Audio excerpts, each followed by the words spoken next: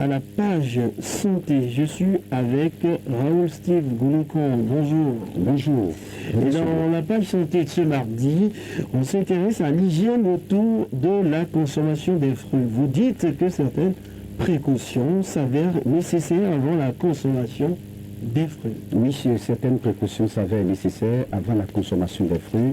Il y a une hygiène qui s'impose aux consommateurs, l'hygiène des mains. Cela suppose qu'il faut se laver proprement les mains à l'eau et au savon avant de consommer les fruits. Il faut prendre le soin de laver le fruit qu'on veut consommer. Et cela suppose qu'on ne doit pas sauter sur une mangue, nettoyer juste la poussière sur son pantalon et l'envoyer dans la bouche. Non, ce n'est pas recommandé. On achète de la carotte dans les rues et sans laver, on la croque. Non, les spécialistes disent non, déconseillent fortement ce comportement et mettent surtout l'accent sur l'hygiène des mains et l'hygiène du fruit, le mûrissement du fruit aussi, surtout que nous sommes de plein pied dans la saison des mangues. Beaucoup ne laissent pas justement ces mangues venir à maturation. Or, quand le fruit est mûr, il conserve toute sa valeur nutritive et ne pas respecter ces mesures d'hygiène expose le consommateur à de la maladie. C'est ce que le docteur Ben Agosoupo explique dans son essai. Il dit quelques conseils, notamment le déparasitage des enfants et même des adultes en cette période des mangues. La première précaution, c'est l'hygiène. Il faudrait l'hygiène des mains et au niveau des fruits avant de les consommer. Et se rassurer que ces fruits sont vraiment mûrs avant de s'adonner à leur consommation. Les mouches sont des vecteurs des maladies hydrofécales. Ces mouches iront se poser sur les sels que les gens laissaient dans les rues, dans les petits marigots. Les mêmes mouches iront se poser sur ces fruits. Donc, ils vont déposer des larves. Quand vous ne les lavez pas, vous avez toutes les chances de contracter ces parasitoses. Nous avons beaucoup de maladies. Nous les appelons généralement les maladies du péril hydrofécal. Imaginez quelqu'un qui fait un choléra dans une zone, il va déposer les sels. Les mêmes mouches iront piquer au niveau des sels, venir déposer sur le fruit et vous allez prendre des bouffées. Donc vous avez toutes les chances de contracter ce choléra. Et c'est une maladie très grave. Ce qu'on a de plus fréquent dans notre zone, c'est déjà la fièvre typhoïde, la salmonellose. Donc la même mouche est vecteur de tout ça et vous allez consommer, c'est la diarrhée qui va s'en suivre, c'est les vomissements. Le strict minimum, le déparasitage doit être systématique chez tout enfant, chez tout adulte. Nous devons prendre la peine de nous déparasiter à une bonne fréquence. Il faudrait aller voir un médecin pour suivre votre enfant ou suivre votre santé. Et si vous ne vous déparasitez pas régulièrement, c'est vrai que ces fruits sont porteurs de petits vers. Vous avez beaucoup de chances de développer facilement ces parasitoses. À tous les coups, au premier signe, rendez-vous à l'hôpital. Les professionnels sont là pour vous prendre en charge. Alors, Raoul, beaucoup ont recours à des méthodes fortement déconseillées pour mûrir les fruits. Oui, on entend d'ailleurs beaucoup de choses à ce sujet, beaucoup recours à des méthodes qui ne sont pas recommandées pour faire mûrir certains fruits, des produits chimiques comme du pétrole, de l'urine. On entend en tout cas beaucoup de choses pour accélérer le mûrissement des fruits. Pour le spécialiste de la santé, ces comportements sont hautement préjudiciables pour notre santé parce que ça contient des produits chimiques et lorsque vous forcez le mûrissement, la qualité du fruit à l'origine n'est plus conservée. Malheureusement, sa valeur nutritive est perdue et mieux, ça nous donne beaucoup de maladies, des maladies qui peuvent même vous amener à la mort, tel que l'explique ici le docteur Ben Agosoupo.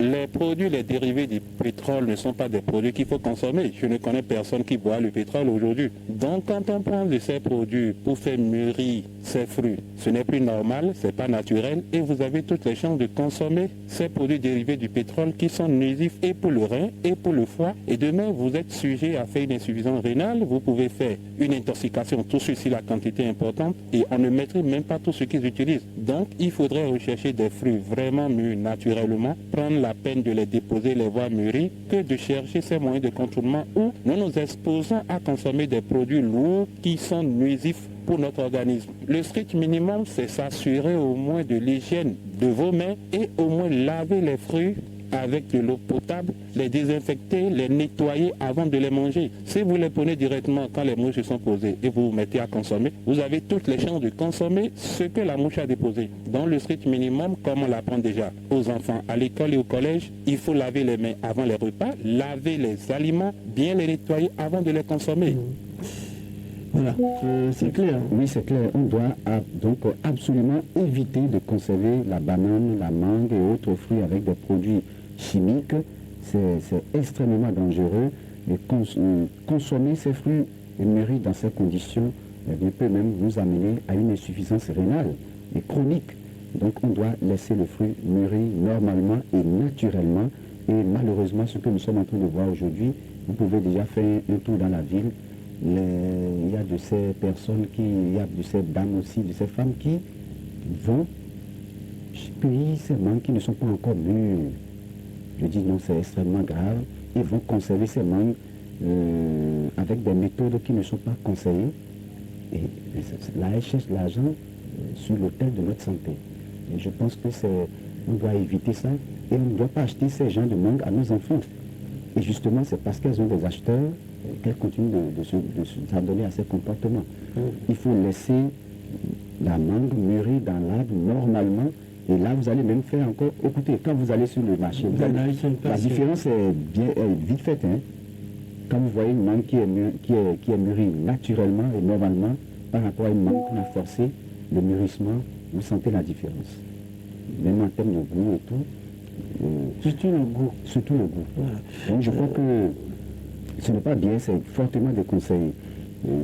Il faut éviter absolument cela. D'accord. C'est aussi la période de maraudage et c'est un comportement lourd de conséquences pour les enfants. Oui, l'enfant qui peut chuter, l'enfant peut chuter, donc peut tomber donc sur la tête.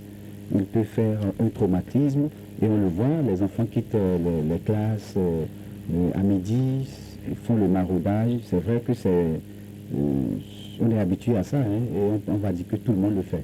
Mais attention, il y a des risques de traumatisme.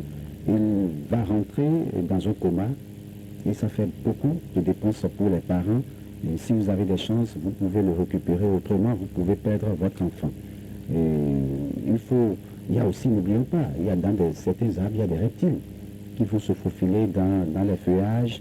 Et imaginez le risque que l'enfant court, peut-être pour une ou deux mangues. Je pense que c'est assez risqué. Donc les parents doivent éduquer leurs enfants, leur parler et leur montrer un peu les risques que cela entraîne. Mais attention, si vous empêchez l'enfant, c'est qu'il faut prendre également des précautions. C'est à vous de lui acheter des fruits. Vous savez que les enfants en raffolent et c'est même bien pour leur santé, on l'a dit. Mais au même moment, si vous n'achetez pas, ça oblige les enfants à s'adonner à ces genres de comportements qui sont assez risqués. Et maintenant, quelle est la qualité de mangue que les enfants consomment? Les enfants n'attendent pas que la mangue mûrisse forcément. Donc il y a tout ça. Et nous devons protéger les fruits pour finir à cause des mouches, parce que l'odeur les attire naturellement. Donc les mouches viennent s'y poser. On doit alors prendre toutes les précautions pour empêcher ce contact avant justement de consommer les fruits. Et pour finir, comme on l'a déjà dit, on se lave les mains à l'eau au savon. On lave correctement le fruit plusieurs fois avant la consommation, parce que ça vous permet d'éviter toutes les maladies suscitées. Oui, voilà.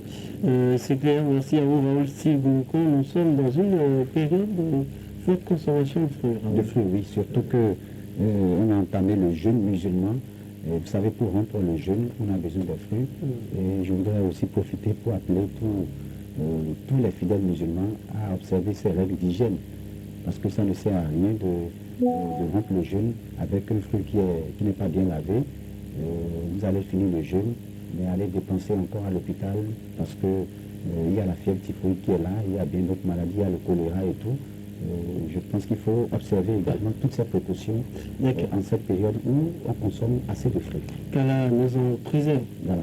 Merci à vous, Raoul Sibouko.